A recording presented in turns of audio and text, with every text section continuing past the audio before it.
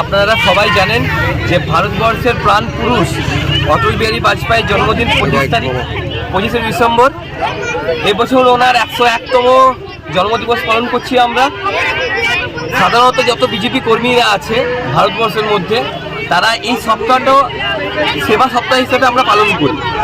কারণ অটল বিহারী বাজপেয়ী যিনি আমাদের প্রাণ পুরুষ, উনি আমাদেরকে শিখিয়ে গেছেন সেবাই ধর্ম।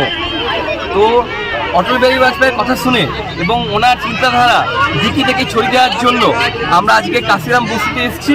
এখানে আমাদেরকে ভাই বোনদেরকে পাশে আমরা নতুন জামা কাপড় তুলে দিচ্ছি এবং আপনাদের মাধ্যমে আমি আহ্বান করছি সমগ্র মানুষদেরকে, যাতে ওনারাও ওনার যে চিন্তাধারা, যে মানুষের পাশে থাকা, সেই চিন্তাধারা দিকে থেকে ছড়িয়ে দেয় এবং মানুষের পাশে থাকে। ধন্যবাদ।